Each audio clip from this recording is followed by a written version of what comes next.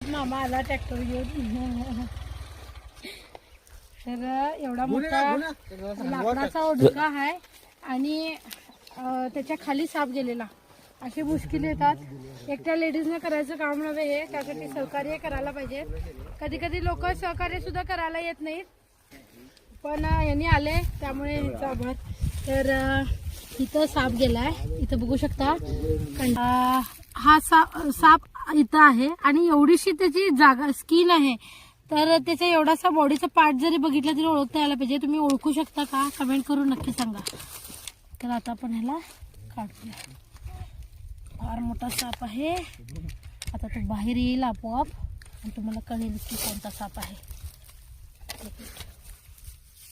तर एवढीशी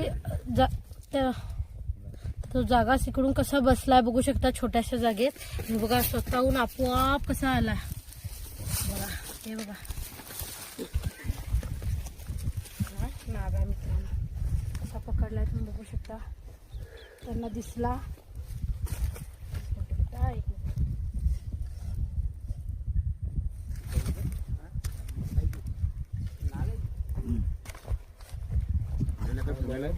नाग आहे मित्रांनो, त्याने बघूनच ओळखलं त्याला. त्याच्या खाली कसा बसलेला बघू शकता तुम्ही. एवढा मोठा साप एवढ्याशा ठिकाणी कसा गेला म्हणता. सापाची बॉडी ही फ्लेक्झिबल असते, त्यामुळे लवचिक असते, त्यामुळे छोट्याशा जागेत सुद्धा तो आखडून असा बसू शकतोय. फार हेल्दी मोठा साप आहे मित्रांनो. शेतातले साप असेच असतात, असे मोठे मोठे उंदर खाऊन वगैरे दष्टपुष्ट असतात. आता परत शेतात साप का पकडला म्हणणार तुम्ही. का पकडलो सांगावं जरा. शेतात का साप पकडलो आम्ही, व्ह्युअर्सना सांगा जरा. काय भीती वाटते म्हणाला. काय म्हणता, एवढी हट्टी खट्टी धडधाकट तुम्हाला पुरुष दिसतील करा घाबरायले. म्हणजे असं असतंय, साप हा म्हटलं की सगळ्यांनाच भीती वाटते. आता त्यांनी कसलं मोठा तो ओढका हे केले पण सापाला घाबरत होते.